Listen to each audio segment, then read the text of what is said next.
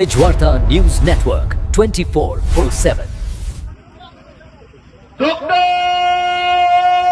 बाबासाहेब आंबेडकरांचा विश्वरत्न परमपूज्य डॉक्टर बाबासाहेब आंबेडकरांचा भारतीय वर्गीकरण प्रक्रिया तात्काळ बंद झाली पाहिजे.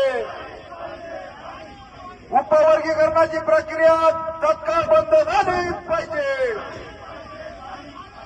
डॉक्टर बाबासाहेब आंबेडकरांचा यांचाही सत्कार आदरणीय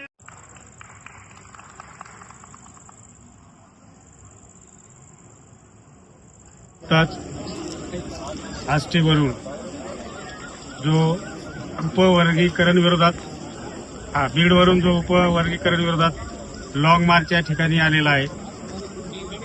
सन्माननीय शिंगारे सर, खरोखर त्यांनी आता जे विचार मांडले तर आज सगळ्या तरुणांना प्रेरणादायी अशा प्रकारचे आहेत. आणि सर, तुम्हाला या ठिकाणामध्ये धानोरा नगरी, कारण धानोरा परिसरातील सर्व युवकांनी तुमचं स्वागत केलेलं आहे. यानंतर आम्ही मुंबईला 26 तारखेला होता होईल तेवढे निश्चित आम्ही जास्त लोक या ठिकाणी पाठिंबा देण्यासाठी येणार आहोत. आणि सरकारनं एक विनंती की तुम्ही हा GR रद्द करा, कारण रद्द केला नाही तर जाती जाती तेढ निर्माण होईल.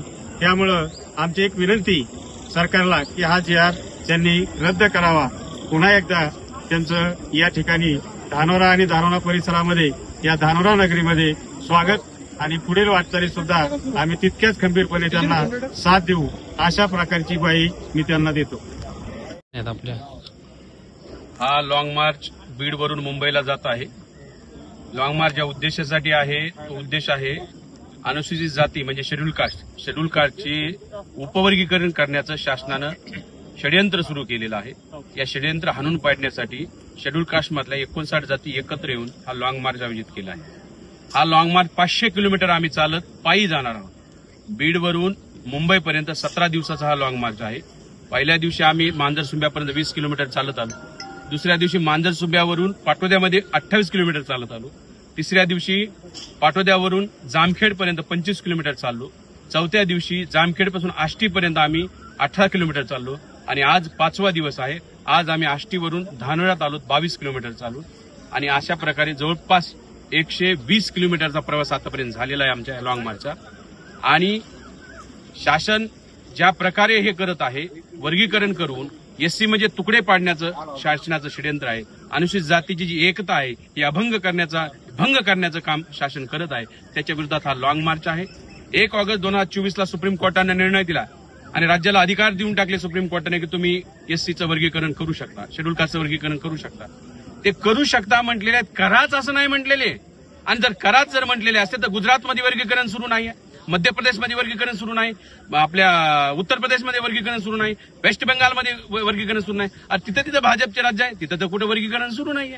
मग महाराष्ट्रामध्येच असं का चालू आहे? महाराष्ट्रामध्ये शासनाद्वारे देवेंद्र फडणवीस जे महाराष्ट्राचे मुख्यमंत्री आहेत त्यांच्याद्वारे 2 जातीमध्ये भांडणं लावण्याचा एक कार्यक्रम आहे. महारा आणि मांग भिडले पाहिजेत यासाठी यांच्यामध्ये फूट घालण्याचं काम खुद्द मुख्यमंत्री करत आहेत. याचा पुरावा देतो.